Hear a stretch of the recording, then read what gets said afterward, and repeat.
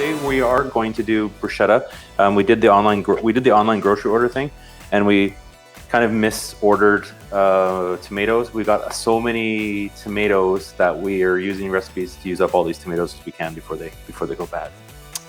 If you haven't had bruschetta before, it's basically like a chopped tomato salad. I mean, we did a pico de gallo the other day on my channel for Cinco de Mayo. So think of it kind of like a Italian version of a Mexican salsa version, basically. This is the basic one. The main ingredient, tomatoes. We're going to use these little grape cherry tomatoes, but you could use, Roma tomatoes.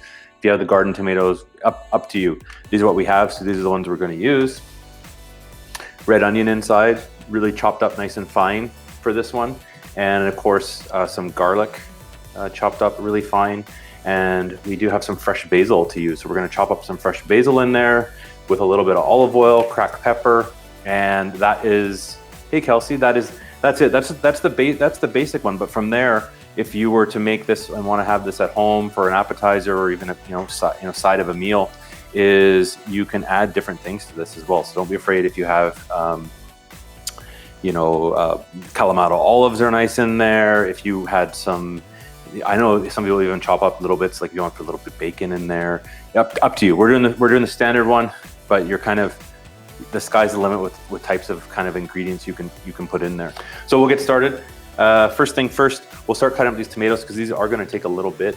If you had bigger tomatoes, they would obviously, we'd be having to, it'd be a bit easier to chop, but what you want to do is actually you want to take the insides out of the tomatoes. So this is going to take, with these little tomatoes, it takes a little bit of time, but we'll do some up and then I can show you the recipe.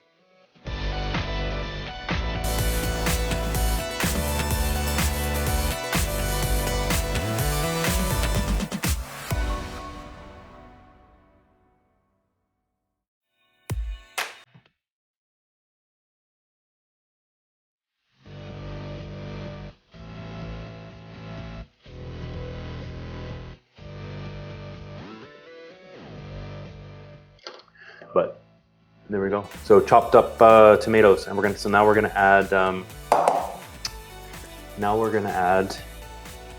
some onion. We're not gonna use the whole onion, just about half of the onion in that. If I've missed any questions, by all means, call me out and ask another question.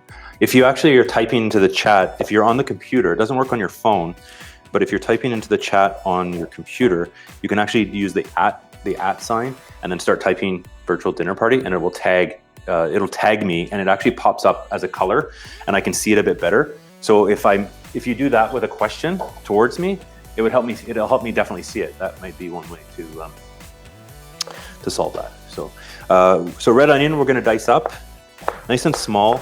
If you also could use, they're gonna be obviously stronger, but if you just had a yellow onion or a white onion, you could use that. But you probably don't want to put as much because they're quite a bit stronger. These are nice. You could also, if you do have them, sometimes they're hard to find in stores, but if you did have shallots, you can put shallots in there too as well. Now I should ask Nadia if your mom is watching this, and hopefully I'm doing it right.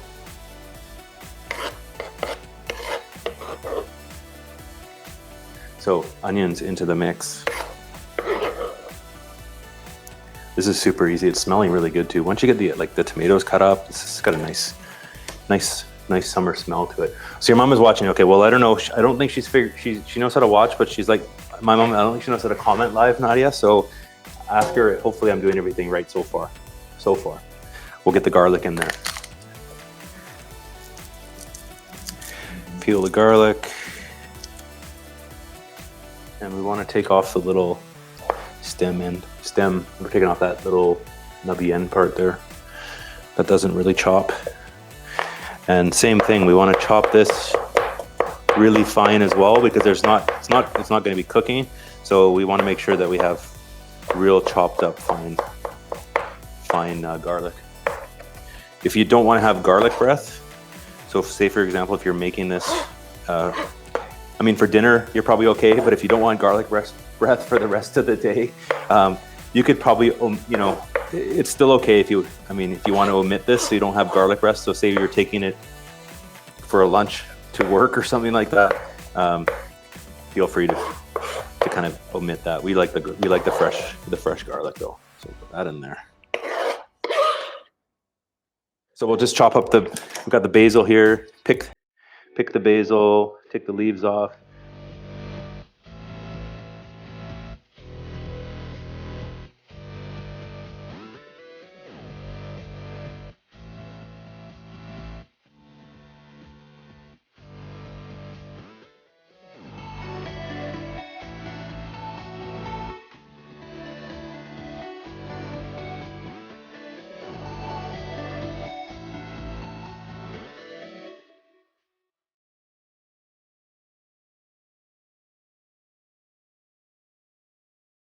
There we go, chopped up in there.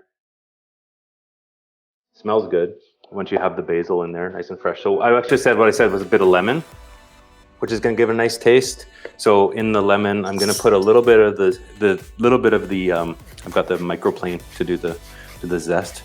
It's kind of nice and fresh tasting here.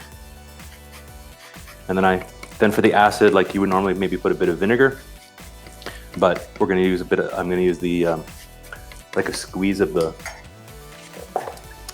the lemon. Not the whole thing. You don't need a lot, because we're gonna add a little bit of olive oil in there, and you don't need a lot with this. Like it's got enough flavor with everything else. So got that there. Squeeze a lemon, just a touch of olive oil. You don't need a lot. Basically, you want to use extra virgin olive oil for the taste. And then this is the mix here. We're gonna mix this all up. And that is our bruschetta. So nice and fresh. We'll get the focaccia bread cut up into some pieces and get them on a plate. So what you can kind of do, basically, traditionally with with bruschetta is it's served on little squares of baguette or bread, and it's crusty. I didn't have enough flour, so I halved the recipe. So I think that's part of it, because I think sometimes when you convert the recipes, it doesn't necessarily work the same, you know. So I think that's part of the reason why the focaccia is a little bit thinner. Maybe I needed a bigger, smaller pan or something. Something didn't quite work out, but it's still good. It still tastes good. I put some fresh herbs and like a sun-dried tomato herb mix on top, so that's nice. This is actually gonna be good for the. I'm gonna cut it in half.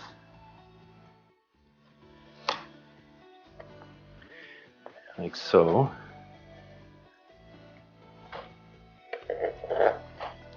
And then just cut some squares for the pieces. Like so.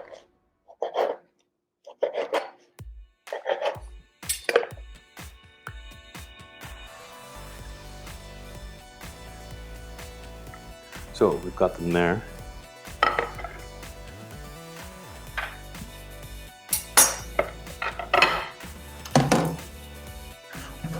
Now you could serve these, like if you didn't want to do these all up, you can always just put the bruschetta into like a serving bowl with a spoon, and then have a tray of like sliced up bread for it after. But we'll do it all set up here, get it on a plate, and we'll give it a taste. So it's all mixed. And what we want to do is just carefully kind of spoon it on top.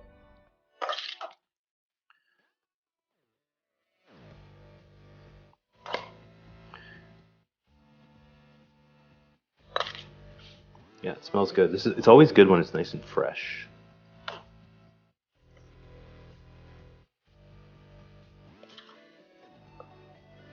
I did, Stella. I added a little bit of olive oil. Yeah.